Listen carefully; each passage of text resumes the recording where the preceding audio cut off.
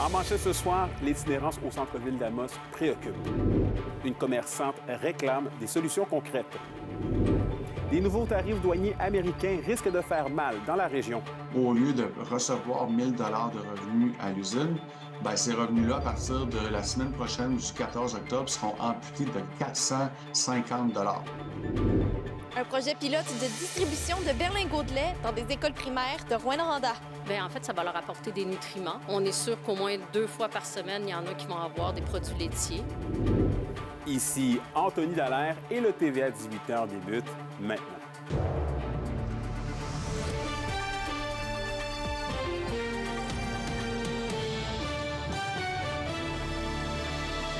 Bon début de soirée et merci d'être parmi nous. À Amos, une employée d'une boutique a eu toute une frousse en lien avec l'itinérance au centre-ville. La propriétaire prend maintenant des mesures pour protéger son personnel. Zachary Desrosiers nous raconte. Une commerçante d'Amos a eu toute une frayeur dimanche dernier. Un individu en situation d'itinérance est entré dans sa boutique et s'est approché du comptoir en demandant à son employé de l'argent. Sans menace directe, mais assez pour semer la peur. Qui l'a regardé, qui a dit Je peux-tu avoir l'argent? Donc, elle a eu peur. Elle a dit je peux pas te le donner. La personne est partie rejoindre son ami dehors, sont partis, qu'ils n'ont pas rentré à cause qu'il y avait quelqu'un dans la boutique. Par la suite, l'employé qui était sur place, elle a eu vraiment peur parce que nos employés de fin de semaine, les temps partiels, c'est des étudiants, c'est des jeunes filles qui ont 15 ans, 16 ans.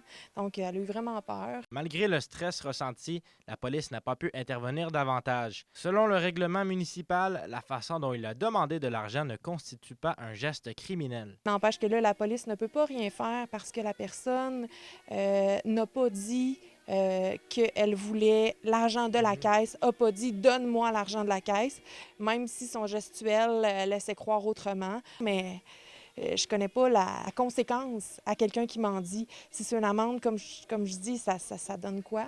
Parce que je ne suis pas certaine qu'il y ait quelqu'un qui n'a pas les moyens d'avoir un domicile fixe a un moyen pour payer une amende. Face à ce sentiment d'insécurité, la propriétaire a décidé d'agir pour protéger son personnel, composé en partie de jeunes étudiantes. C'est sûr que pendant la semaine, on est 2 ici, ça va mieux. On est en mesure de faire face à ce genre de situation-là, un petit peu plus qu'une fille de 15 ans, 16 ans. Donc, le jeudi soir, vendredi soir, maintenant, nos portes vont être barrées.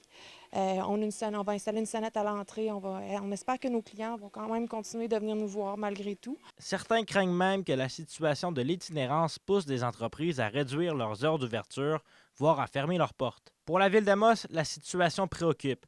Le maire sortant, Sébastien Dastou, affirme que le phénomène de l'itinérance est une problématique, mais que plusieurs projets, dont un en particulier, se poursuivra. On a travaillé fort pour mettre une roulotte de chantier en situation hivernale l'année passée pour faire une halte chaleur. Là, on va essayer de la faire 12 mois par année. Comme plusieurs commerçants d'Amos, la propriétaire de 123 Point Mode garde espoir que des solutions concrètes verront bientôt le jour, surtout avec les élections municipales qui approchent. Zachary Desrosiers, RNC Nouvelles, Amos. Et dans nos forêts maintenant, autre coup dur pour l'industrie qui devra composer avec de nouveaux tarifs de la part de l'administration américaine très bientôt. Et Olivier, cette situation vient fragiliser un secteur déjà mal en point dans la région. Oui, absolument, Anthony. D'entrée de jeu, nous avons appris cet après-midi que l'entreprise Chantier Chibougamau mettait temporairement sur pause pour tout le mois d'octobre son usine de Béarn au Témiscamingue. Elle nous a également mentionné que d'autres de ces installations pourraient subir le même sort, puisqu'à partir de mardi prochain, le 14 octobre, le bois d'œuvre aura de nouveaux tarifs de 10 %. On rappelle qu'il y en a déjà 35 qui sont en vigueur au niveau du bois d'œuvre, oui. Eh bien, ça fait en sorte qu'actuellement, l'entreprise vend son bois à perte et enregistre donc d'importantes pertes. Je vais écouter le vice-président aux affaires corporatives de Chantier Chibougamau, Frédéric Verreau. Aujourd'hui, ce qui se passe dans l'organisation du Témiscamingue jusqu'au nord du Québec, c'est que lorsqu'on fait, par exemple, une vente de 1 000 $ de bois d'œuvre aux États-Unis, au lieu de recevoir 1 000 $ de revenus à l'usine, ces revenus-là, à partir de la semaine prochaine, du 14 octobre, seront amputés de 450 $. Donc, une vente de 1 000 $ ne génère pas 1 000 $ de revenus, elle n'en génère plus que 550 et des poussières. Et Olivier, on vient de l'entendre, c'est l'industrie en entier qui connaît actuellement d'énormes pertes. Oui, absolument. Selon le Conseil de l'industrie forestière, donc c'est toute l'industrie forestière qui roule actuellement à perte et ça, partout au Canada. Ce qu'il faut comprendre actuellement, Anthony, c'est que le prix du bois est à son plus bas à l'heure actuelle. Il se vend 200 $ pour le 1000 pieds. Ça fait en sorte que beaucoup d'acteurs du milieu remettent en question la pertinence de laisser leurs installations ouvertes. Je vous laisse écouter l'économiste en chef du Conseil de l'industrie forestière. Présentement, les pertes sont tellement fortes que c'est à un niveau qui est difficilement soutenable. On ne peut pas dire, ben là, le printemps prochain, les prix vont être bons, donc on va endurer les pertes qu'on a présentement. C'est pas ça, c'est beaucoup trop important. 200 $ du 1000 pieds, là, chaque camion qui sort de votre cour d'usine vous fait perdre 4 à 5 000 $ de revenus. Toute compagnie forestière aujourd'hui au Canada se réunissent puis discutent de la pertinence de rester en opération. En terminant, Anthony, il est à noter que d'autres tarifs douaniers pourraient rentrer en vigueur à partir du 1er janvier. C'est un dossier qui reste donc à surveiller. Oui, on suit donc le tout. Merci beaucoup, Olivier. Et à Rouyn-Noranda, un projet pilote a été mis sur pied pour contrer l'incertitude alimentaire chez les jeunes élèves au primaire. Un reportage de Roxane Caillouette.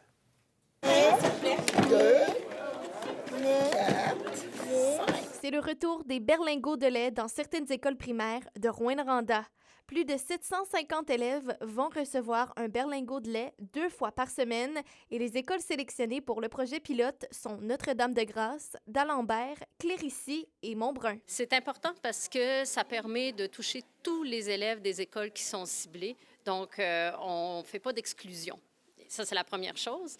La deuxième chose, c'est qu'on sait, parce qu'on a demandé aux directions, que les besoins alimentaires dans les écoles sont de plus en plus criants. Donc, ça, c'était un projet avec beaucoup de partenaires qui nous permettaient justement d'aller toucher l'ensemble de nos écoles les plus défavorisées. Les élèves sont très enthousiastes de cet ajout. C'est quelque chose que les autres n'ont pas, surtout.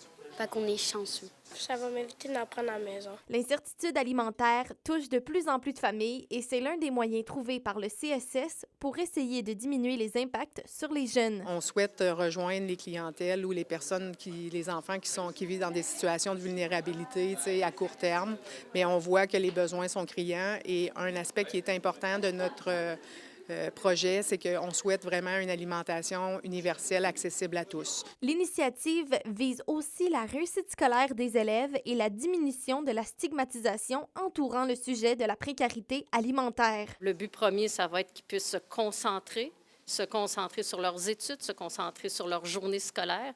Et évidemment, ça, c'est la première chose. Nous, on vise la réussite des élèves et ça fait partie de la réussite des élèves. Dans les écoles primaires de Rouyn-Noranda, la distribution de berlingots de lait n'est que la première étape d'un grand projet d'alimentation. Le berlingot de lait, aujourd'hui, c'est la phase 0 de plusieurs étapes qui sont à venir. Donc, on veut mettre ensemble les différentes initiatives, que ce soit la tablée des chefs, les petits déjeuners, les collations, etc., pour faire en sorte qu'on réunisse nos forces, nos moyens pour être plus structurés. Roxane Caillouette, RNC Nouvelles, Rouyn-Noranda. Et en politique provinciale maintenant, le député d'Abitibi-Est, Pierre Dufour, s'en est à nouveau pris à son ancien parti, la Coalition Avenir Québec, lors de son discours d'ouverture de la nouvelle session parlementaire. L'élu a dénoncé le fait que l'Abitibi-Témiscamingue ne reçoit pas assez d'investissements de la part du gouvernement, alors qu'il rapporte beaucoup en retombées économiques. Il a également pointé du doigt les coupes dans la fonction publique, craignant que la région ne subisse les contre-coups dans plusieurs domaines d'activité. Il y a peut-être une vision, soit celle d'exploiter les ressources minières, mais surtout ne pas vouloir dynamiser le développement régional en dérogeant au fameux principe de ne pas investir plus que la hauteur en pourcentage de la population de la région. Vous représentez 1,7 % de la population, that's it, that's all. Voici ce que vous avez droit. C'est même l'argument de notre ministre régional. Élection municipale maintenant, les Rouyn-Norandiens pourront suivre les résultats au Théâtre du Cuivre le 2 novembre prochain. La Ville organise une soirée d'animation pour la population où elle pourra rencontrer les candidats élus par acclamation et savoir en temps réel qui seront les gagnants pour les districts en suffrage. Des invités spéciaux viendront aussi faire leur tour pour présenter les enjeux des 4 prochaines années. Vos réponses à la question du jour TVA. Une présentation de la Clinique infirmière Nord-Ouest présente partout dans la région. Notre équipe peut vous recevoir pour un bilan de santé, une infection, le suivi de maladies chroniques et plus. Contactez-nous pour plus d'informations ou visitez notre site Web. Et à la question du jour, on vous demandait, aimeriez-vous que votre municipalité organise une soirée pour suivre les résultats des élections municipales du 2 novembre prochain? Et vous avez répondu non à 71 %. Et sur nos routes maintenant, les policiers de la MRC de la Vallée-de-l'Or ont intercepté un autre chauffeur qui roulait à grande vitesse. Ce dernier a été arrêté hier sur la route 117 dans le secteur de Rivière-Évan. Le conducteur a été capté à 153 km/h dans une zone de 90 km/h.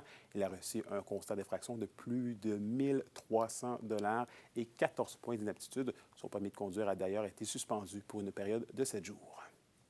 L'indice boursier minier au TVA Nouvelle 18h est une présentation de GFM Groupe Financier. Dirigeants d'entreprises et particuliers, fiez-vous aux experts de GFM pour vos placements, assurances de personnes et assurances collectives. Car pour vous, ils vont au-delà de la finance. Le Festival du cinéma international en Abitibi-Témiscamingue a dévoilé sa programmation complète. Je vous donne tous les détails après la pause.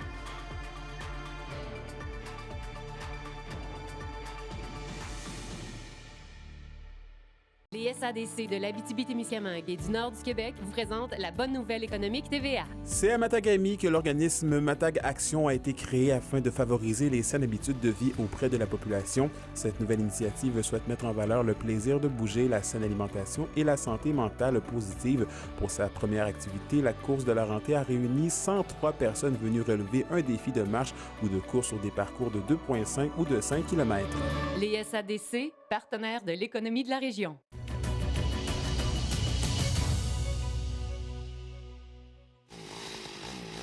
Tu veux faire ça? Ça? Ça? On a ce qu'il faut. Location MSN de Val-d'Or. Fier de célébrer avec vous notre 20e anniversaire et de présenter la chronique culturelle. Au Culturel Justine, le Festival du cinéma international en Abitibi-Témiscamingue a dévoilé sa programmation complète. Et Anthony, des films plus intéressants les uns que les autres nous attendent pour cette 44e édition. Voici quelques titres que vous pourrez voir du 25 au 30 octobre prochain. Il y a le film Marmaille, La maison des femmes, 1982, Jeune mère et plus encore. Il y a aussi le film Once Upon a Time in Gaza qui a gagné le prix de la mise en scène 2025 à Cannes qui fait partie de la programmation. Alors c'est vraiment exceptionnel toute la distribution et les films qu'on retrouve pour cette 44e édition. Il y en a vraiment pour tous les goûts et pour tous les cinéastes.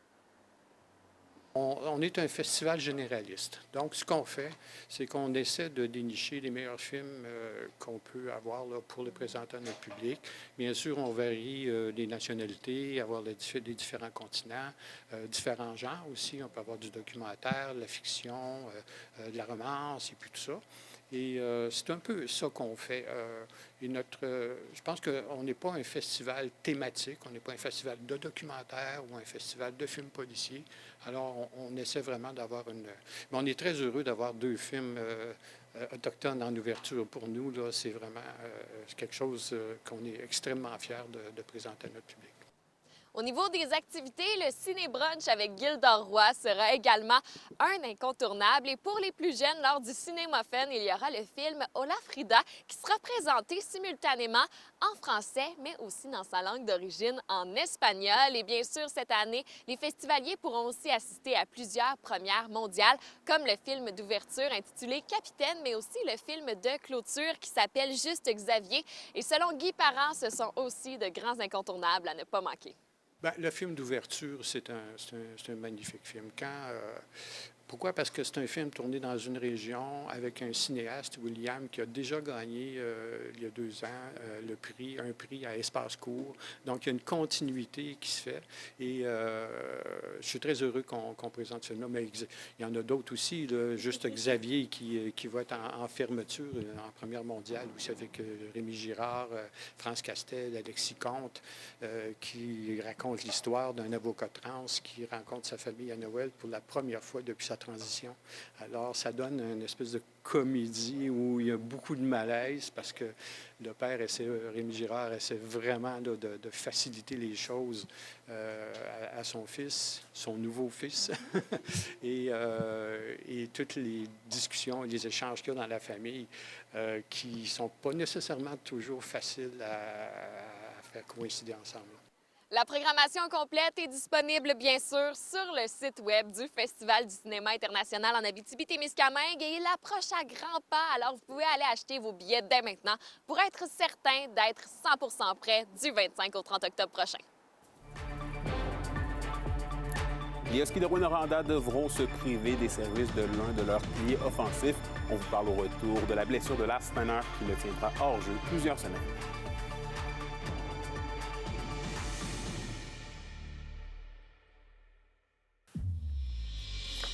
Au sport, une tuile tombe sur la tête des Huskies de Rouyn-Noranda. L'attaquant étoile Lars Steiner a subi une blessure au haut du corps et sera absent pour une durée de 6 à 12 semaines. Cette blessure serait arrivée samedi dernier lors d'un affrontement contre les Tigres de Victoriaville.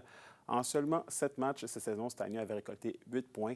Les Huskies devront rapidement trouver une solution, eux qui amorcent dès demain à Cap-Breton un voyage dans les Maritimes. La météo, une présentation de Nicole Auto de la Sarre, la capitale du pick-up. Où vous y trouverez toujours le meilleur choix, toujours le meilleur prix. Et à la météo, Justine, du soleil et une petite brise fraîche d'automne nous attendent. Ah oui, Anthony, ça prend quand même une petite veste dans les prochains jours, mais ça reste que, comme tu l'as mentionné, des rayons de soleil vont percer les nuages. Alors pour ce soir et cette nuit, ce qui nous attend, eh bien, c'est un minimum de 1 du côté d'Abitibi et de 4 au Témiscamingue avec un ciel dégagé. Demain, ce sera ensoleillé sur l'ensemble du territoire avec quelques petits nuages en après-midi et des maximums autour de 14-15 là, au niveau de la température. Et en aperçu pour samedi, eh bien, ce sera une alternance de soleil et de nuages avec un maximum autour de 16 degrés. Alors quand même des belles journées à l'horizon. En effet, merci beaucoup. Bonne soirée à vous, Justine. Et merci à vous d'avoir été des nôtres ce soir. N'oubliez pas qu'on est sur YouTube et X, TV Abitibi-Témiscamingue si vous voulez voir ou même revoir les reportages de nos collègues. Sur ce, je vous souhaite de passer une belle soirée. On se retrouve demain pour la suite des choses. D'ici là, prenez soin de vous.